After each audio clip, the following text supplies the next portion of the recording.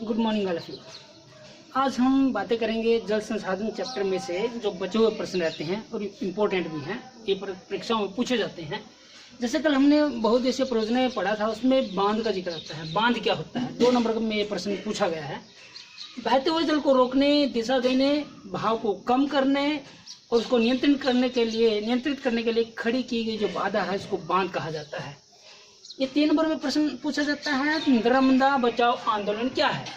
नर्मदा बचाओ आंदोलन एक गैर सरकारी संगठन है। इसने गुजरात में बनाए जा रहे नर्मदा नदी पर जो बांध बनाया जा रहा है गुजरात में, सरदार सरोवर बांध, उसके विरोध में वहाँ के कबीलाई लोगों, किसानों, पर्यावरणविदों और मानवाधिकारवादियों को एकजुट किया है। इसका मुख्य केंद्र बिंदु पर्यावरण रहा है। यह उन वृक्षों के प्रति चिंतित हैं जो बांध बनाने के कारण उसके जल में समा जाएंगे।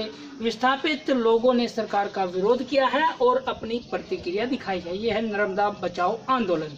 ये 3 नंबर में प्रश्न आता है। फिर पृथ्वी पर जल का वितरण कैसा है उसको समझाइए। 3 नंबर में प्रश्न आता है। पृथ्वी के 71% भाग पर 17.8% भाग पर जल है और जल को अगर पृथ्वी को हम ऊपर से देखें तो जल की अधिकता है, इसलिए इसको जलीय ग्रह भी कहा जाता है। और ऊपर से नीली दिखाई देती है पृथ्वी, तो इसीलिए इसको नीला ग्रह भी कहा जाता है।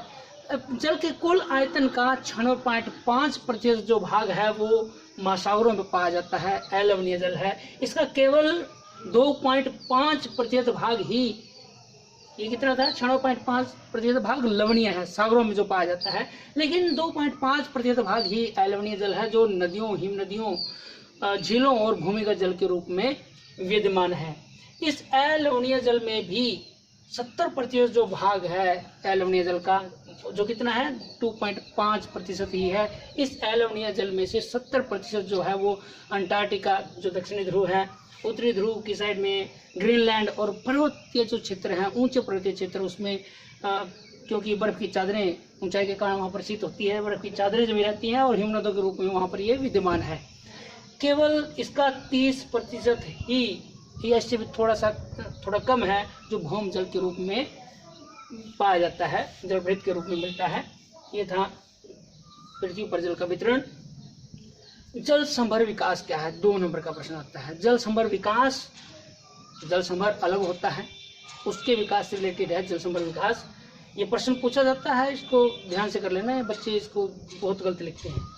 मिट्टी के संरक्षण, जल संग्रहण, वन रोपण, बागबानी और चारागाह विकास आदि से संबंधित जो कार्यक्रम हैं, जो सामूहिक रूप से जल संभर चलाए जाते हैं किसी भी जल संभर में, इसको जल संभर विकास कहा जाता है। यानी कि किसी भी जल संभर वाले क्षेत्र में वहाँ मिट्टी का संरक्षण करना, जल का संग्रहण करना, वन रोपण करना, बागवानी करना, या वहाँ के चारागाह हैं उस जल संभर में, उनको सही ढंग से रखना, उनका विकास करना, इन सब का जो सामूहिक कार्यक्रम है, ये इसको क्या कहा जाता है, सामूहिक रूप से जल संभर विकास कहा जाता है।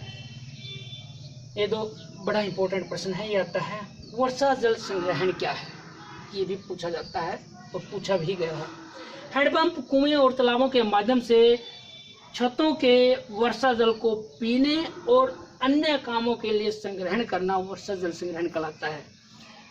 यह बहुउद्देशीय परियोजनाओं का बहुत ही महत्वपूर्ण विकल्प है। जैसे बहुउद्देशीय परियोजनाओं में बांध बनाकर पानी को इकट्ठा किया जाता है, उसी का विकल्प है ये। इसमें बस ये है कि वर्षा का जो जल है छतों से उसको कलेक्ट कर लिया जाता है एक जगह, हैंडपंप, कुएं और तालाबों के माध्यम से। यह पर्यावरणीय तथा आर्थिक दोनों ही दृष्टियों से लाभकारी है। इसमें प्रदूषण किसी प्रकार का नहीं होता। अतः भारत में प्राचीन काल से ही इसकी परंपरा रही है। भारत में प्राचीन काल से ही हम वर्षा जल संग्रहण करते आए हैं।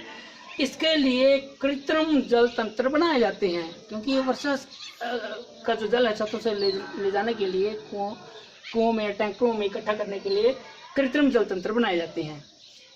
छोटे छोटे बड़े इंपॉर्टेंट प्रश्न हमने किए, ये पूछे जाते हैं। आज के लिए हम इतना ही करेंगे। Thank you.